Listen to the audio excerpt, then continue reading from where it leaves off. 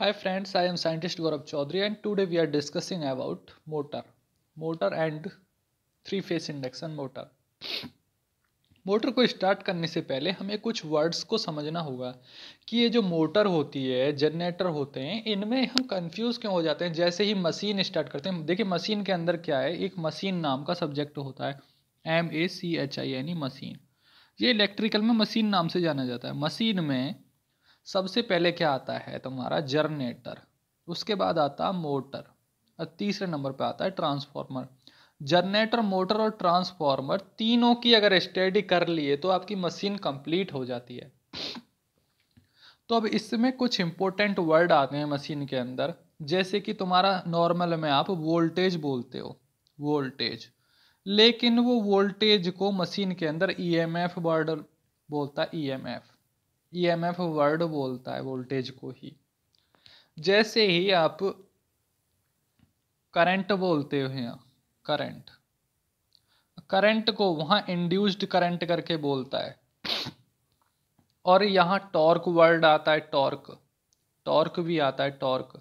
देखिए टॉर्क क्या होता है, जैसे ही किसी राउंड चीज को, गोल चीज को घुमाया यानी उस पर फोर्स लगी। टॉर्क का फॉर्मूला क्या है, फोर्स इनटू डिस्टेंस, यानी फोर्स लगी तो वो कुछ डिस्टेंस तय की, वही तो टॉर्क है। यानी टर्निंग मूवमेंट, किसी चीज को झटके से घुमाना ही, यानी गोल गोल घुमाना ही टॉर्क कहलाता है। तीसरा वर्ड आता है इसमें, चलो वो तो मैं बाद में बता दूंगा, जनरेटेड ईएमएफ क्या होते हैं और रिएक्शन वगैरह क्या होती हैं। अब हमें आगे समझना होगा कि जो मोटर का और जनरेटर का कंस्ट्रक्शन होता है, इन दो चीज़ों पर बहुत ज़्यादा डिपेंड करता है। उसमें दो पार्ट होते हैं, एक इस तरीके से पार्ट होता है और एक इस तरीके से होता है। यानी एक ऐसा पार्ट होता है, एक उसके अराउंड में ऐसा पार्ट होता है। ये कंस्ट्रक्शन होता है मोटर का। यानी एक तो अंदर घूमने वाला पार्ट होता है उसमें, एक उसके बाहर वाली बॉडी होती है मोटर की। तो बॉडी क्या होती है, स्थिर होती है, मीन्स स्टेशनरी, यानी जो चीज़ रुकी हुई होती है उसको बोलते हैं स्टेशनरी। जैसे कोई चीज़ रखी हुई है तो वो स्टेशनरी कहलाती है। तो बाहर वाला पार्ट क्या होता है, स्टेशनरी पार्ट। तो उसको क्या नाम दे दिया जाता है, स्टेटर, यानी रुके हुए पार्ट को स्टेटर। और जो अंदर वाला पार्ट होता है वो तेजी से घूमता है, राउंड राउंड घूमता है, तो उसको नाम क्या दे दिया जाता है, रोटर। यानी रोटेट करने वाला पार्ट ही तो रोटर कहलाता है। अब जब हम क्या कहते हैं, डीसी मोटर पढ़ रहे थे, तो डीसी मोटर में क्या होता था, डीसी मोटर में होती थी दो वाइंडिंग। पहली वाइंडिंग का नाम था field winding, field winding, field winding. और दूसरी थी तुम्हारी armature winding, armature winding, armature winding. तो डीसी मशीन में जो फील्ड वाइंडिंग थी वो तो हमेशा होती थी तुम्हारी किस पे, उस पे जो स्टेटर पार्ट है। यानी फील्ड वाइंडिंग डीसी मशीन के अंदर यहाँ होती थी। ये जो बाहर वाला पार्ट है यहाँ तुम्हारी फील्ड वाइंडिंग होती थी, यानी फील्ड वाइंडिंग FW बाहर वाले पार्ट पे। और जो आर्मेचर वाइंडिंग थी, यानी फील्ड वाइंडिंग बाहर वाले पार्ट पे और आर्मेचर वाइंडिंग हमेशा अंदर वाले पार्ट पे, अंदर वाले पार्ट पे, अंदर जो घूमने वाला पार्ट है जिसको रोटर पार्ट बोला गया है, उस पे हमेशा आर्मेचर वाइंडिंग होती थी डीसी मोटर के अंदर। इसीलिए अंदर वाले पार्ट को आर्मेचर बोला जाता है, यानी आर्मेचर वाइंडिंग लगी हुई होती है, इसीलिए इसको आर्मेचर बोला जाता है। ठीक है दोस्तों, आपको समझ में आया होगा रोटर क्या होता है और स्टेटर क्या होता है। अब हमने डीसी मोटर तो पढ़ लिए थे लास्ट लेक्चर में, लेकिन इस लेक्चर में हम पढ़ेंगे इंडक्शन मोटर। इंडक्शन मोटर में थोड़ा उल्टा है। इंडक्शन मोटर में क्या है, जो थ्री फेस वाइंडिंग है पता है कहाँ होती है। अब इसके भी तो दो ही पार्ट होंगे ना। थ्री फेस वाइंडिंग इसमें कहाँ थी, जो तुमने पढ़ा डीसी मोटर में कहाँ थी three phase winding. DC motor में थ्री फेस वाइंडिंग होती थी इस पार्ट पे, इस पार्ट पे, यानी जो रोटेटिंग पार्ट है मोस्टली उस पर देते थे three phase winding, three phase winding. और इस पार्ट पे सिर्फ हम एक्साइटेशन, उत्तेजना देते थे, यानी कुछ पार्ट इलेक्ट्रिसिटी का स्टार्टिंग पार्ट पे भी देते थे। लेकिन इंडक्शन मोटर में सही उल्टा होता है। इंडक्शन मोटर में जो वाइंडिंग होती है ना, वो सारी की सारी three phase winding stator part पे होती है, three phase winding stator part पे होती है। जबकि डीसी मोटर में 3 फेस वाइंडिंग कहाँ होती है, रोटर पे होती है। अरे यहाँ कहाँ होती है, यहाँ स्टेटर पे होती है। और आप बोलोगे कि रोटर पे क्या होता है इसके केस में। देखिए रोटर पे कुछ नहीं होता है, रोटर में कॉपर की पत्तियां होती हैं जिनको बोलते हैं कॉपर स्ट्रिप्स और एल्युमिनियम की स्ट्रिप्स, और कॉपर का कंस्ट्रक्शन कुछ इस प्रकार से होता है। इसीलिए 2 प्रकार के कॉपर के रोटर बनाए जाते हैं। अभी मैं आपको दिखाता हूं कि कॉपर का कंस्ट्रक्शन, रोटर का कंस्ट्रक्शन कुछ इस प्रकार होता है। देखिए जो रोटर है ये इंडक्शन मोटर का रोटर है। मीन्स देख रहे होंगे आप कि गोल गोल एक ड्रम सा है और उसमें कॉपर की पत्तियां वेल्डिंग हो रखी हैं, यानी कॉपर की, इसी को बोला जाता है स्क्वायरल केज रोटर। यानी स्क्वायरल में गोल गोल है और केज टाइप का है। केज क्यों बोला गया, क्योंकि ये थोड़ा टेढ़े टाइप में लगाई गई हैं, इस तरीके से लगाई गई हैं। नहीं इनको ऐसे भी तो लगा सकता था, ये ऐसे ना लगा के ऐसे लगाई गई हैं ताकि एयर गैप कम बने और मैकेनिकल क्लियरेंस रहे, यानी ओवड़ खावड़ ना चले, यानी हंट ना करे मशीन। इसीलिए इनको थोड़ा स्क्वायरल केज टाइप में लगाया गया। केज बोलते हैं टेढ़ी मेढ़ी इस तरीके से। अब इसी इंडक्शन मोटर में एक दूसरे प्रकार का रोटर आता है, इस प्रकार का। इसमें क्या होता है, कॉपर के तार लगा दिए जाते हैं स्लॉट्स में। इन स्लॉट्स में कॉपर के तार लगा दिए जाते हैं रोटर पे। अब आप बोल रहे होंगे कि आपने तो बोला था कि इंडक्शन मोटर में जो 3 फेस वाइंडिंग होती है सिर्फ उस पे ही होती है, स्टेटर पे। अब रोटर पे कहाँ से आ गई इसमें। देखिए भाई यहाँ रोटर पे भी हल्की सी वाइंडिंग लगाई जाती है जो स्टार कनेक्टेड होती है, और ये सिर्फ तब तक काम करती है जैसे ही मोटर स्टार्ट करते हैं। मीन्स जैसे ही मोटर अपनी फुल स्पीड पे पहुंची, फुल स्टार्टिंग टॉर्क पकड़ा मोटर ने, ये वाइंडिंग अपनी शॉर्ट सर्किट हो जाती है, मीन्स हट जाती है सर्किट से, तब इसका कोई काम नहीं रहता।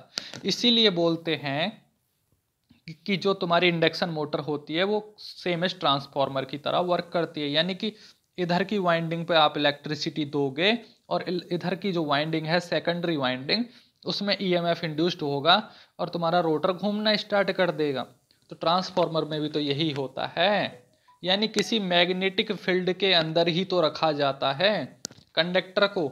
इसीलिए फ्लक्स का ट्रांसफार्मर में फ्लक्स ट्रांसफॉर्म होती है। ट्रांसफार्मर नाम इसीलिए तो है उसका कि फ्लक्स का ट्रांसफर हो रहा है से प्राइमरी वाइंडिंग से सेकेंडरी वाइंडिंग की तरफ। जैसे कि इस बुक का चैप्टर है 3 फेस इंडक्शन मोटर, मीन्स इस चैप्टर का नाम ही 3 फेस इंडक्शन मोटर है। 3 फेस का मतलब 3 फेस की वाइंडिंग, यानी 400 वोल्ट दी जाएगी इस पे सप्लाई, इसीलिए 3 फेस बोला गया है, यानी 3 फेस होंगे। इंडक्शन मोटर यहाँ इसलिए बोला गया है इसको क्योंकि म्यूचुअल इंडक्शन पे वर्क कर रही है। जो इलेक्ट्रोमैग्नेटिक इंडक्शन का सेकंड लॉ है म्यूचुअल इंडक्शन, उस पे वर्क कर रही है, जैसे सेम एज ट्रांसफार्मर करता है म्यूचुअल इंड्यूस्ड ईएमएफ वाले पे। अब इसमें क्या है, ये मैंने सब बता दिया कि वाइंडिंग किस प्रकार होती है, 3 फेस वाइंडिंग कहाँ लगती है। इसका सिंपल कंस्ट्रक्शन होता है, सस्ती होती है, लेस मेंटेनेंस होता है। अब इसकी बहुत ज़्यादा इम्पोर्टेंट बात क्या है कि इसमें जो होता है तुम्हारा स्टेटर कहाँ होता है, बाहर की तरफ होता है, और स्टेटर पे ही 3 फेस वाइंडिंग होती है।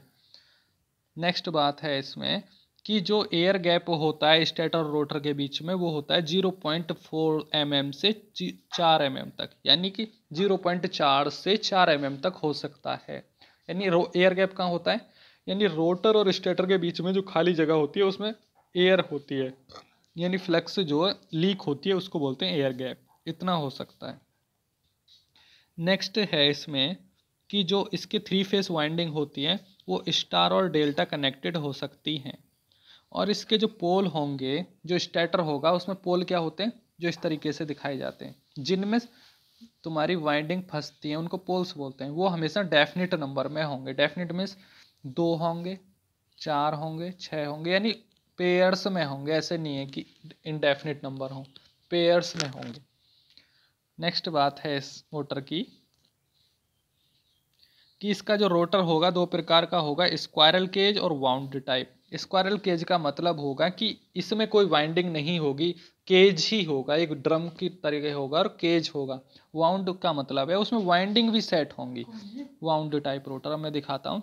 ये स्क्वायरल केज है और ये वाउंड टाइप है, इसमें वाइंडिंग भी लगी हुई है, यानी जो मोटर को एक्साइटेशन देने के लिए यूज़ की जाती हैं और इसमें सिर्फ कॉपर की पत्तियां हैं। नेक्स्ट है इसमें कि मोटर रोटेटिंग फील्ड कैसे होता है, मैं आपको बताता हूँ मोटर स्टार्ट कैसे होती है।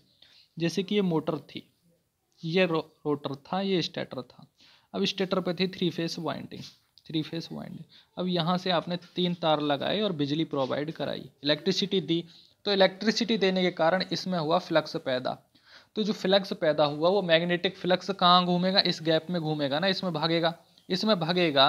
तो फ्लक्स के भागने की वजह से जो रोटर रखा हुआ था बीच में, उसमें क्या होगा, एक ईएमएफ इंड्यूस्ड होगा, यानी वोल्टेज प्रोड्यूस्ड हो जाता है ना। अगर आई देते हैं तो वी पैदा हो जाता है, तो ईएमएफ इंड्यूस्ड होगा। अब ईएमएफ इंड्यूस्ड होगा तो दो फ्लक्स पैदा हो जाएंगे। एक तुम्हारा पहला फ्लक्स 1 और फ्लक्स 2, यानी फ्लक्स 1 कहाँ था, स्टेटर पे, और फ्लक्स 2 कहाँ था, रोटर पे। फ्लक्स 1 स्टेटर पे और फ्लक्स 2 रोटर पे। अब इन दोनों फ्लक्स के बीच एक लड़ाई होगी, यानी फाइट होगी, और उसी फाइट को बोला जाता है स्लिप, इन्हीं दोनों के बीच की।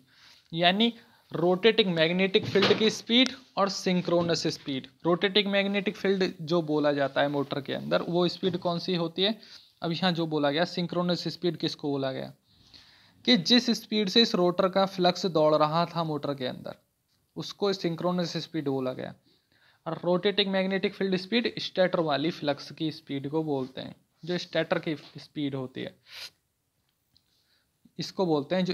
जो है ये स्टेटर है ना, इसकी जो फ्लक्स दौड़ रही थी उसको बोलते हैं स्टेटर मैग्नेटिक फ्लक्स। दो फ्लक्स होगी, दोनों के बीच लड़ाई हुई, तो स्टार्टिंग में मोटर रुकी हुई थी तो स्लिप ज़्यादा होती है। स्टार्टिंग में स्लिप क्या होती है, इनके बीच का रिलेटिव स्पीड ही तो होती है स्लिप, यानी कि सिंक्रोनस स्पीड, रोटर की स्पीड और स्टेटर की जो फ्लक्स की स्पीड है, इन दोनों के बीच का अगर रिलेशन निकालें, डिफरेंस निकालें, तो स्लिप कहलाता है।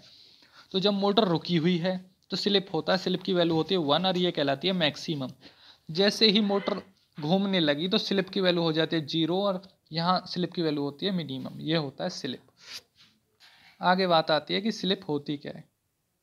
स्लिप की डेफिनेशन है the difference between synchronous speed यानी NS, synchronous speed NS, and the rotating stator field यानी rotating stator field at the actual rotor speed, यानी कि एनएस और एनएस यानी सिंक्रोनस स्पीड और N in rotating magnetic flux की speed, इन दोनों के बीच का डिफरेंस ही तो कहलाता है स्लिप, यानी एनएस माइनस एन कहलाता है स्लिप स्पीड। और जब फ्रैक्शनल स्लिप निकालते हैं तो परसेंटेज का साइन लग जाता है। फ्रैक्शनल स्लिप का फॉर्मूला ये है एनएस माइनस एन इंटू 100, ये याद करने वाला फॉर्मूला है। आगे बात आती है कि स्लिप कितनी होती है मोटर की, तो वो 0.1 से 3% तक हो सकती है किसी भी मोटर की, कांस्टेंट स्पीड मोटर की। अब फ्रिक्वेंसी क्या होती है किसी भी मोटर की, फ्रिक्वेंसी होती है Pn ओवर 120, फ्रिक्वेंसी बराबर Np बराबर N क्या है तुम्हारी speed, N is the speed, P is the number of poles और 120 फ्रिक्वेंसी, यानी Pn ओवर 120, यानी ये फ्रिक्वेंसी होती है। आगे बात करते हैं कि इसमें इफेक्ट क्या होता है स्लिप का, स्लिप के कारण क्या होता है। When the rotor is stationary slip is 1 यानी मैक्सिमम अंडर नॉर्मल कंडीशन। अब ये बहुत इंपॉर्टेंट बात है, द पर फेज रोटर ईएमएफ, यानी कि जो तीन वाइंडिंग हैं तुम्हारे मोटर के अंदर, तीन जो वाइंडिंग हैं, अब उनमें कुछ वोल्टेज पैदा होगा ना, उसी को तो पर फेज ईएमएफ बोला गया है। Per phase EMF has a frequency equal to the supply frequency, यानी जितनी फ्रिक्वेंसी का वोल्टेज आपने दिया, प्रत्येक फेस में उतनी ही फ्रिक्वेंसी का वोल्टेज है, पैदा हो रहा है मोटर के अंदर, तो क्या कहलाता है, स्टेशनरी कंडीशन में होता है ऐसा। जैसे ही मोटर स्टार्ट हो जाती है और घूमना स्टार्ट कर देती है, तो जितना आपने वोल्टेज दिया उतना पैदा नहीं हो पाता है अंदर, और थोड़ा कम हो जाता है, इसीलिए बोलते हैं कि लॉस होता है मोटर में। अब मोटर के अंदर जो तार होते हैं, वाइंडिंग्स होती है, उनके अंदर रेसिस्टेंस भी होता है और इंडक्टेंस भी होता है। तो रोटर जो होता है ना, रोटर का जो रेसिस्टेंस होता है वो तो रखा जाता है कम और इंडक्टेंस ज़्यादा रखा जाता है। रोटर का रेसिस्टेंस कम, इंडक्टेंस ज़्यादा, ठीक है। अब ये है rotor current. shows the circuit of a three-phase induction motor of a slip as rotor is assumed to be wound type of star connected। देखिए इसमें जो रोटर का एग्जाम्पल ले रखा है वाउंड टाइप यानी तारों वाला रोटर ले रखा है और स्टार कनेक्टेड कर रखा है, तो बोल रहा है ईएमएफ पर phase and the rotor reactance पर फेज आर इससे दर्शाए जाते हैं एस ई टू यानी ईएमएफ और एक्स2 यानी कि रिएक्टेंस पर फेज। रोटर रेसिस्टेंस पर phase is the independent of frequency, यानी कि जो तुम्हारा ईएमएफ है ई टू और एक्स2 तो फ्रिक्वेंसी डिपेंडेंट है, यानी आपने देखा होगा इंडक्टर फ्रिक्वेंसी डिपेंडेंट होता है और रेसिस्टर फ्रिक्वेंसी इंडिपेंडेंट है, वो फ्रिक्वेंसी पे डिपेंड नहीं करता है, इसलिए बोलते हैं does not depend upon the slip likewise stator values R1 X2 do not depend, यानी कि रेसिस्टेंस और रिएक्टेंस स्लिप पे डिपेंड नहीं करते हैं। तो ये फॉर्मूला है रोटर रिएक्टेंस पर फेज का, I2 बराबर E2 अपॉन Z2, यानी कि E क्या है V लिख सकते हो, Z को R लिख सकते हो, यानी एम्पीडेंस है ना, तो ये वाला फॉर्मूला याद कर लेना है। रोटर पावर फैक्टर भी यही हो जाएगा। पावर फैक्टर का फॉर्मूला क्या होता है cos phi equal to R upon Z, तो यहाँ R2 अपॉन Z यानी इम्पीडेंस का फॉर्मूला क्या होता है Z बराबर R का स्क्वायर प्लस X का स्क्वायर XL का स्क्वायर, तो वही तो यहाँ लिख दिया है। नेक्स्ट बात क्या है इसमें इम्पोर्टेंट इस चैप्टर में, रोटर टॉर्क बहुत ही ज़्यादा इंपॉर्टेंट है इस चैप्टर का कॉन्सेप्ट। रोटर टॉर्क क्या होती है, डायरेक्टली प्रोपोर्शनल होती है रोटर के करंट के और ईएमएफ के। आपको पता होगा जबकि एक ईएमएफ इंड्यूस्ड होता है स्टेटर की वजह से रोटर पे, तो सबसे पहले क्या होता है करंट पैदा होता है, करंट पैदा होता है तो वो कहलाता है I2 और I2 की वजह से V पैदा होता है, यानी कि ईएमएफ भी तो पैदा होता होगा ना, यानी I की वजह से V बनता है, तो वो टॉर्क कहलाती है E2 और I2 cos फाई 2, यानी कि टॉर्क लगी किसकी वजह से लगी, V पैदा हुआ I पैदा हुआ तो V को लिख दिया यहाँ क्या E और I को I2, और V और I के बीच का एक एंगल भी तो होगा पावर फैक्टर एंगल, उसको बोलते हैं cos फाई 2। तो इसको फाइनली मैं कैसे लिख सकता हूँ TS is directly proportional to लगाऊंगा पहले मैं E2 I2 और cos फाई 2, सीधी सी बात है, बहुत ईजी है ये तो लिखना। अब प्रोपोर्शनलिटी का साइन हटाने के लिए K लगा देते हैं, कांस्टेंट होता है E2 I2 cos फाई 2, ये हो गया स्टार्टिंग टॉर्क का फॉर्मूला किसी भी इंडक्शन मोटर के अंदर, स्टार्टिंग टॉर्क का फॉर्मूला। अब इसी फॉर्मूले को थोड़ा मॉडिफाई करके ये फॉर्मूला बन जाता है, यहाँ आके ये फॉर्मूला बन जाता है KE2 का स्क्वायर R2 अपॉन इम्पीडेंस। तो फॉर्मूला वाला ये याद कर लेना है TS बराबर K1 R2 अपॉन Z2 का स्क्वायर। तो it is clear that magnitude of starting torque will depend upon the relative values of R2 और X2, यानी कि रेसिस्टेंस और रिएक्टेंस की वैल्यूज पे जो स्टार्टिंग टॉर्क है वो डिपेंड करती है। अगर आपने रेसिस्टेंस ज़्यादा बढ़ा दिया तो तुम्हारा जो पावर फैक्टर है वो बढ़ जाएगा और टॉर्क कम हो जाएगी। ऐसी रिएक्टेंस पर फेज पे डिपेंड करता है। कंडीशन ऑफ मैक्सिमम टॉर्क क्या होती है, मैक्सिमम टॉर्क हम कब ले सकते हैं कि रोटर का रेसिस्टेंस और रिएक्टेंस बराबर होनी चाहिए, तो मैक्सिमम टॉर्क की कंडीशन बन जाएगी, यानी रोटर का रेसिस्टेंस पर फेज और स्टैंडर्ड रिएक्टेंस पर फेज बराबर हो जाएंगे। तो ऐसी कंडीशन में पावर फैक्टर एंगल क्या रहेगा 45 डिग्री और हमारा पावर फैक्टर रहेगा 0.707, ये होगा कंडीशन। नेक्स्ट क्या है इसमें फॉर्मूले हैं, टॉर्क जो होती है वोल्टेज के डायरेक्टली प्रोपोर्शनल होती है हमेशा, स्टार्टिंग टॉर्क जो होता है square times of the voltage होती है, ये वाला फॉर्मूला है। TS बराबर K2 V square R2 upon impedance, यानी R2 इसका स्क्वायर X2 का स्क्वायर। और इसमें ज़्यादा कुछ इम्पोर्टेंट नहीं है, ये सब हो चुका है, ये चैप्टर यहीं समाप्त होता है। Thank you so much for watching this video. Induction motor chapter बहुत ही ज़्यादा डिफिकल्ट था जो मैंने इजी लैंग्वेज में समझा दिया है इस लेक्चर के अंदर।